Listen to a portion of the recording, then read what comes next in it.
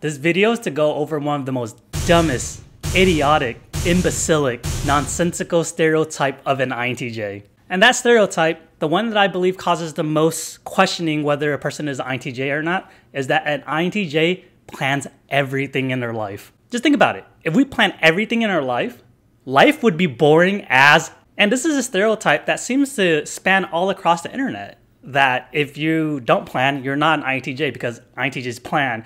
Yes, we do plan, but like not every aspect of our life. And the reason why I sound so passionate about this topic is because this specific stereotype is the reason why I question whether I was an INTJ or not. Because for some reason, every meme out there, every person that's in the subreddit or in the Discord or whatever I'm in, the moment that I say, yeah, I don't really plan much. I plan my goals, but I don't really plan what I do on a daily basis. People tend to question whether I'm an INTJ or not. And as per usual, I'm probably going to have a bunch of people commenting in this video. Are you sure you're an INTJ? Oh, you don't sound like an INTJ. What the hell is an INTJ supposed to sound like? And if you still think I'm exaggerating, go into any Myers-Briggs Discord server or anything where you can communicate with people of different types. You're going to realize very early on that people associate INTJ with planning everything in their lives. It's ridiculous. If we plan everything in our life, there would be no excitement. There would be no spontaneity. There would be no randomness. Who wants to live in a life where everything's already planned out? It sounds like such a boring life, doesn't it? One of the most exciting things to experience is when you're put in a random situation where you actually have to recall and utilize a knowledge that you researched. It's honestly one of the best feelings. If INTJs don't plan everything in our lives, where does the stereotype come from? It's definitely a combination of multiple things, but here are the top 3 reasons that I believe is the reason why this stereotype exists. Reason number 1, when you talk to an INTJ and you actually talk to us, we will discuss to you our master plan about whatever goal that we plan on accomplishing. And the thing about being an INTJ and having Papa Introverted Intuition as your first function is that we are able to see multiple steps and multiple layers to whatever plan that we have. So if you engage us on our interests, we're gonna tell you how we see it, all the layers that are attached to it, in addition to if A doesn't work, then B can happen. If B doesn't work, then C can happen, and onward and onward and onward. It's not necessarily that we're planning for that, it's that we are able to perceive it, and sometimes we take in consideration whenever we action it. Our master plan tends to be singular focus. So we're dead set on one outcome. This is what I want to achieve, so everything that I do will eventually get to that. But there's a bunch of plans there. There's a step that needs to happen within the next 10 days. There's a step that needs to happen within the next 10 weeks. The plan keeps evolving and growing because we understand that you can't get to the end goal unless you finish every step in between first. And I'll use myself as an example. When someone asks how I plan on growing this channel, my answer is always, do you want to hear about my marketing plan? Do you want to hear about the work stream? Do you want to hear about what I'm doing on a day-to-day basis?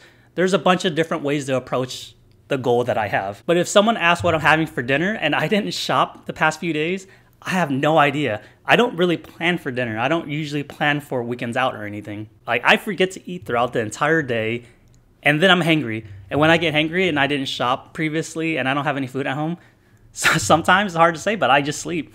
I sleep hoping that I would wake up full because, you know what? I don't want to engage with the world by going outside. I don't want to pay for delivery, and sometimes I have to justify it. Am I really that hungry? Our lives revolve around accomplishing that task that we set for our future self. And it's fun to think about that plan. It's fun to reanalyze it once we get new information that potentially can affect it. It's such a fun thing to visualize us accomplishing that task because we know how much time we've invested into achieving that goal. And another thing that's very specific of being an INTJ are 2 truths. The first truth is that anything is possible for an INTJ. And the second truth is that nothing gets in our way whenever we're determined to achieve that goal. So tying this all back to reason number 1, yes, we do have a plan for our master's plan, our grand scheme, our life goal. We have plans to accomplish that. However, do we have plans for engaging with the external world, engaging with friends and family? Most of the time, no, we don't, because it's not necessarily a priority to us. One of my favorite lyrics from a song that pertains to this, and I'm gonna have to read it because if I put it in my video, I'm gonna get copyright claims. I always had a passion for flashing. Before I had it, I closed my eyes and imagined the good life. The song's by Kanye West, by the way, one of the false prophets. I know he's a piece of shit. Still like his music. And a little off topic. How do you guys think Jay-Z's feeling right now, knowing that his protege is out in the deep end? Jay-Z is an INTJ. He's a hip hop mogul. And he's the person who signed and mentored Kanye West. He's the reason why Kanye West went from pretty much nobody to being billionaire status. However, he's also witnessing his mentee just throwing everything away. I don't know, like if you're an INTJ, if you've ever seen that, please leave a comment. Let us know how it feels, because I'm trying to imagine what Jay-Z's going through. I'm sure he still loves him because he has introverted feeling. Introverted feeling loves what we love. I never want to be in the receiving end of a disappointed INTJ. The second reason is because the people who are creating those memes, people who are the most vocal about it, don't really understand cognitive functions or don't have an INTJ in their life. And let me explain why, because I have a huge gripe about this one too. INTJs, we're humans. Humans are inherently different. Humans are flawed in different ways. Not only should we focus on our personality type, whether it's Myers-Briggs, cognitive functions, the big five, or anything, we also have to think about nurture, how we grew up, the surrounding, everything that we were taught at a younger age, because all that is used to build a complete person. So the stereotype of INTJs being very cold, distant, and unapproachable. Yes, that might be true most of the time. However, if you grew up in a situation where you had to be social so that you can have your alone time, you would have learned how to be social. Myself being one of those people. You guys don't understand how busy my life was. From my dad's side, I have about 30 cousins. From my mom's side, I have about 20 cousins. We all grew up together. I wasn't raised with alone time. I had to learn how to socialize so that people would leave me alone so that I could have my alone time. And guys, I feel like I'm preaching to the choir right now because you guys are mostly INTJs. I just want to emphasize my distaste, my hatred for these type of stereotypes. So you have these people learning about cognitive functions, and when they read about INTJs, they hear about this person who is cold and calculated and then has a master plan and then would do anything to achieve the master plan. This is how I've been using Myers-Briggs as a way to figure out who I am and not make it my identity. Cognitive functions is a way for a person to filter out information. If you think about a funnel, the funnel has 4 big parts and then 4 other very small parts. The other 4 cognitive function that you have that you don't really develop much in your lifetime, but you still have them. Introverted intuition is the top of the funnel, and then it goes through extroverted thinking, and then introverted feeling, and then extroverted sensing. It's just a way to funnel information. That's why when you talk to 2 people, these 2 people most likely won't arrive to the same conclusion. The way that they're funneling information or the way that they're going about assessing whether the information will lead to whatever outcome, it's very similar. So you have these type of people creating the stereotypes based off of what they observe from INTJ, not really understanding what an INTJ does or what INTJ goes through. Because most of the time when it comes down to our free time, we don't really know how to answer that. I spent 20 years of my life hiking, and I didn't realize hiking was a hobby of mine until someone that I knew said, hey, that's your hobby. Hiking was a stress reliever for me. And it was kind of fun too, because once you reach the top of one mountain and you look at another mountain like, haha, I'm taller than you guys.